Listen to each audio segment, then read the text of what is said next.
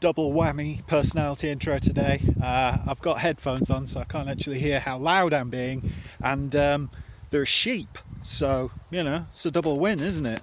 Yeah. And you can't see my face, which is always good. Loud.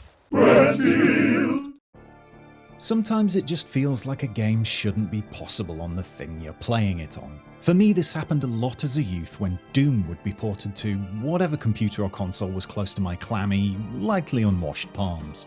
It wasn't necessarily that Doom was intensely demanding on hardware, it's just the consoles and certain non-PCs of the day weren't quite equipped to run something as, well, smooth, quick, pseudo 3D, and brilliant. What I'm saying is my entire outlook on Doom was coloured by the fact I had an Amiga 500 and the Amiga 500 could no play Doom. But that feeling popped up elsewhere through the years, that pang of, this is impossible, except less excitedly because my inner monologue is somehow more monotonous than my outer one. There have always been games that shouldn't have been able to be ported to other machines. Whether that was down to an actual technical limitation or just because it felt that way, it matters not. They've always happened, they've always popped up, and they've often impressed. Here's a few of them I wanted to look at.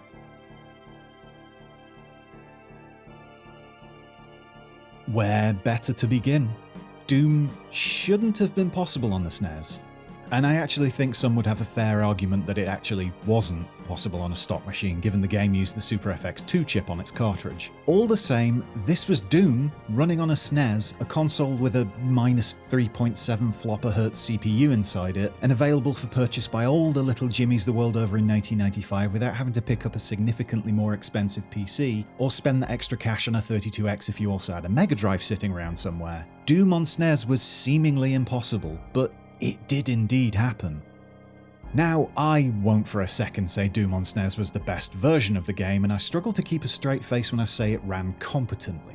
You can see just by looking at it here that there were issues up the wazoo. Everyone and everything is made up of approximately 0.37 pixels when in the middle distance and beyond. It runs in a window that would make a postage stamp feel big, and it has a frame rate of approximately null. But it's playable once you've recovered from your 15th seizure brought on by the flickbook animation, and it's recognisably Doom.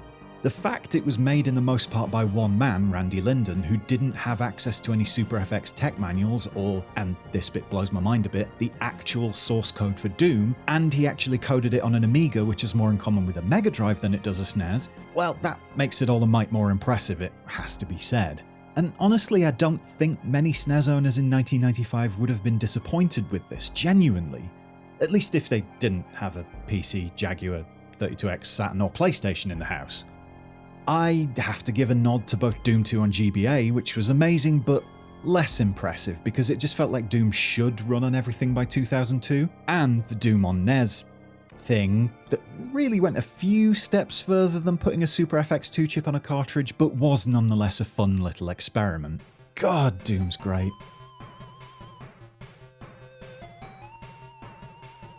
There are certain things we take for granted in games these days, even things we've taken for granted for a long time prior. The ability to save progress, maybe. CD quality sound, I guess. Scrolling. Yet rewind to September of 1990 and you'd struggle to get all three of those things on a PC. That is, unless you were playing a hacked-together version of Super Mario Bros. 3 in an office somewhere in Texas, and unless you only actually cared about scrolling, because that's what I'm talking about here. See, before Doom became a thing, before even Wolfenstein 3D or Commander Keen became things, id Software, then Ideas from the Deep, was busy making a pitch to Nintendo. "Let us bring Mario to PC," the studio said, "and we'll make it run all proper and smooth like," it added, probably saying it in a less weird way.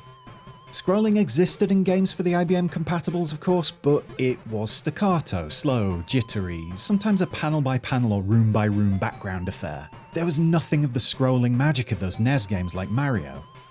Step forward John Carmack, who did some stuff, only redrawing certain pixels after a set amount of panning had occurred. Look, if you want the in-depth technical stuff, I'm the wrong person to ask. He just did some magic voodoo nonsense I'll never understand, okay? And after about a week, maybe just a few days of dicking about with the code, there was this demo version of Super Mario Bros. 3 in existence for the PC. It was imperfect, it wasn't quite right, but it was certainly seen as an undoable thing on PCs. Nobody would have seen this as possible back then, but then nobody was John Carmack. Apart from John Carmack, obviously. Epilogue: Nintendo responded to it with "No, absolutely not, go away," and the rest is history.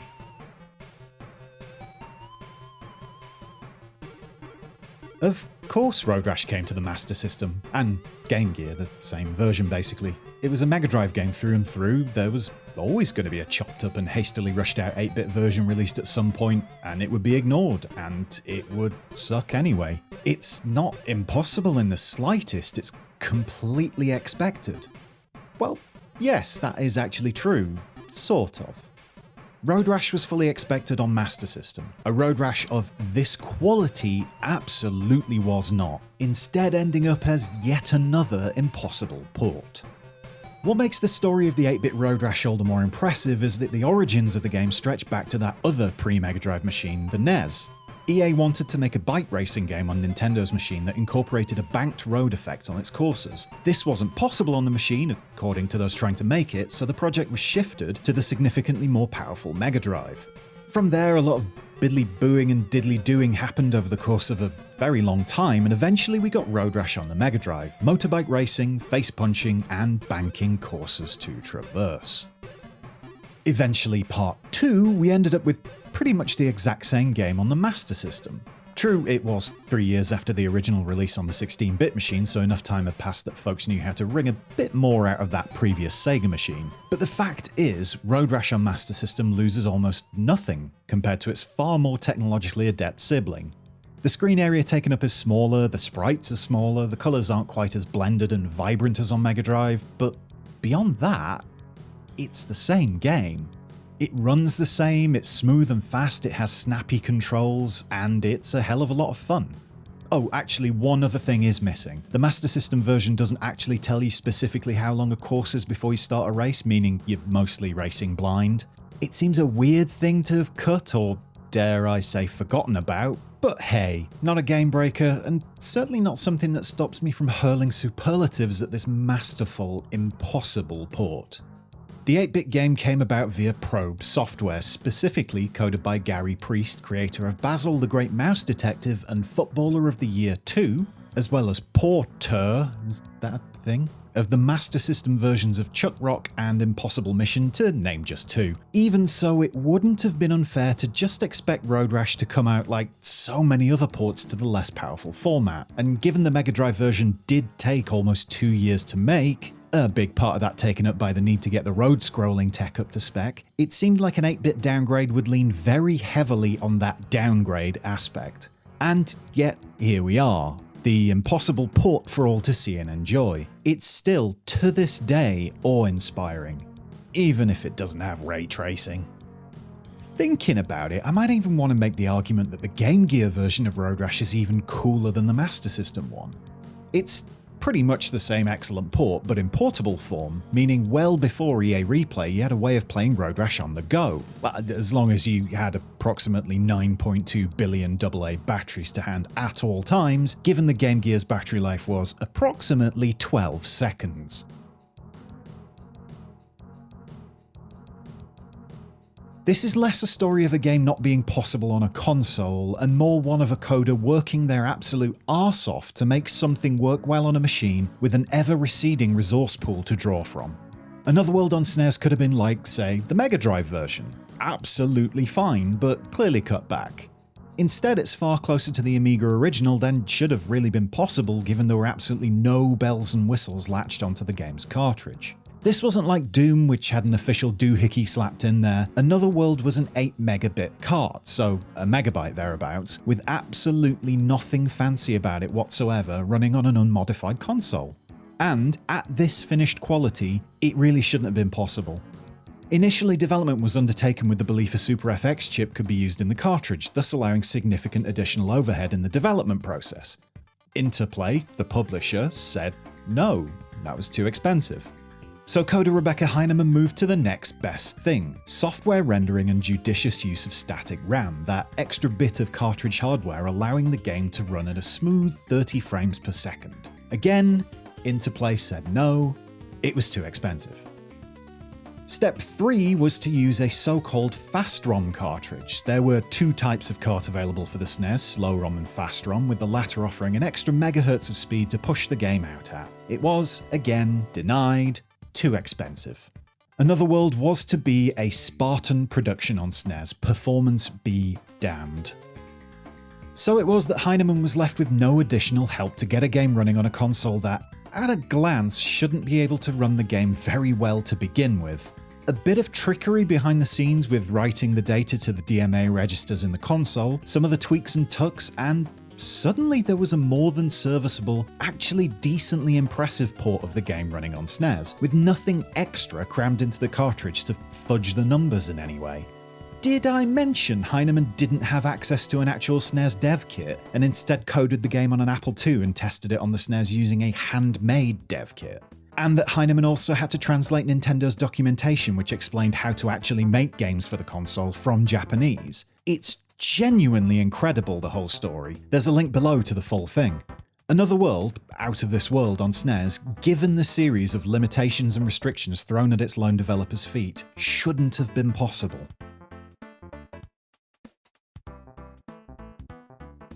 Yes, this is a stock Game Boy Advance game. Yes, it does look like this. Yes, it does run pretty well. Yes, it's ridiculous that it exists.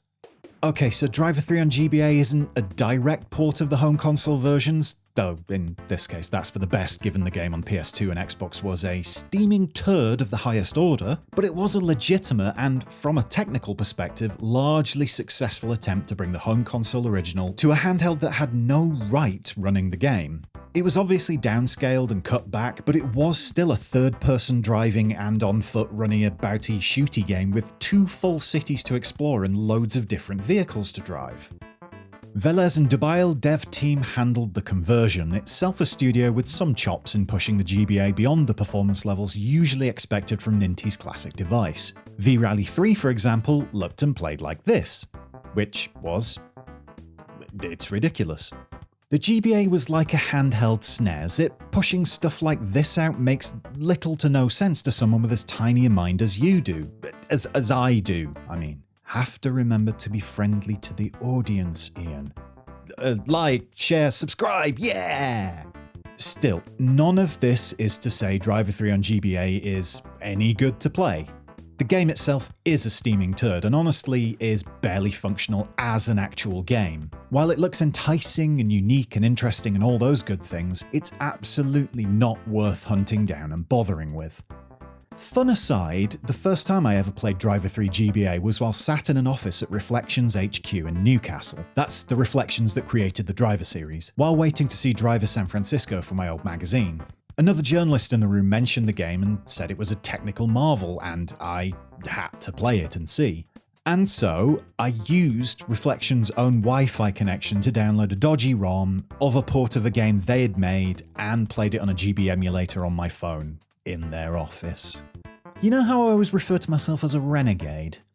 This is why. Flex. Where was I? Ah yes, Driver 3 on the Game Boy Advance. It is a turd, as I said. But it's not one of the highest order, thanks to the fact that it really shouldn't have been able to exist like this on the hardware. The game might be pump, but the achievement is genuinely very impressive, and it still emerges as a curio, as something only half known by people, mainly because by the time it released the PSP and Nintendo DS were already out, stealing all the attention. Really though, don't let the relative scarcity of attention focused on the game make you think it's some kind of hidden gem waiting for a bit of fun to be squeezed out of it. Just watch videos of it and coo, do not under any circumstances actually play it. Don't make the mistake I've made at least twice in my life, even if one of those times I played it was sexy and cool and rebellious.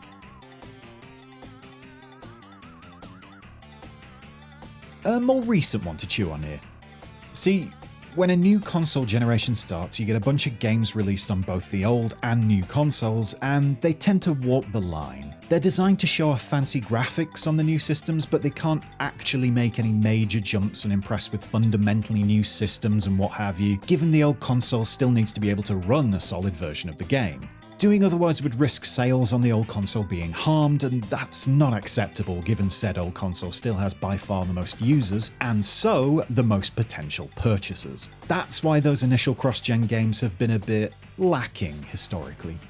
But a couple of years into a new generation and the old one has been all but forgotten. Games are still ported and released on the past gen, but they're usually afterthoughts. Imitations of the much more technologically advanced versions on the younger, sexier consoles. Such was expected to be the case with Rise of the Tomb Raider on Xbox 360, a downscaled port of the Xbox One original made by Dutch porting specialist Nixes. The 360 version came out on the same day as the proper Xbone version and was, as we thought, not as good looking or smooth as the current gen version. It's also the version that's been showing here while I've been waffling on. As is becoming my calling card, I'm not Digital Foundry, so my knowledge of the whys and hows veers more towards the shallow and simplistic. That said, cool, wowee, it looks all well good like, and I did not think it would look that good.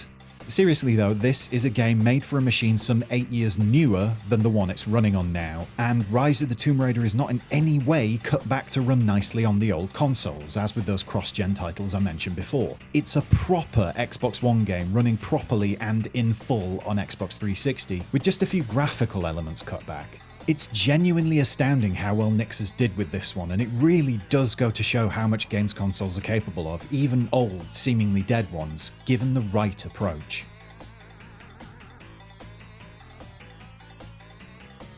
It's not just the SNES that got to bathe in chips, though sadly the Mega Drive never really took advantage of its ability to slap new bits of hardware into cartridges and make far more technically complex games as a result.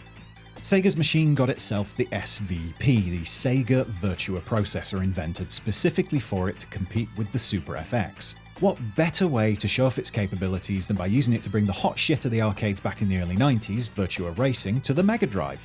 What better way indeed? Virtua Racing literally wasn't possible on Mega Drive before the SVP was created. Alright, literally might be a push. Someone surely could have got the game running in some respect, but you would have seen a frame rate in the single-digit region and potentially exploding Mega Drives the world over. Well, apart from in the States where your Genesis Genocide would have exploded instead. Fact is, it took the additional grunt of a little bit of hardware in the cart to make this dream possible, and Sega did a damn fine job all things considered.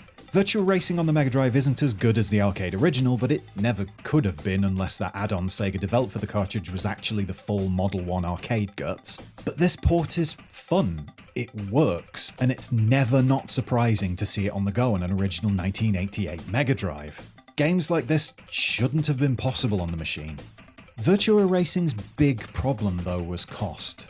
While Star Fox, Star Wing over here, had its own extra chip inside the cart, its price wasn't impacted, with the game retailing for around £50. SNES games ranged from £40 to £60 in general. Virtua Racing meanwhile launched at £70 on Mega Drive. That was seriously expensive for a video game, and while it was an impressive, nay impossible port, it wasn't quite good enough to justify that sort of outlay for a game on a console about to be superseded by a mushroom-shaped add-on and a younger, sexier, completely new console. No other games released with an SVP chip, and that tells a story.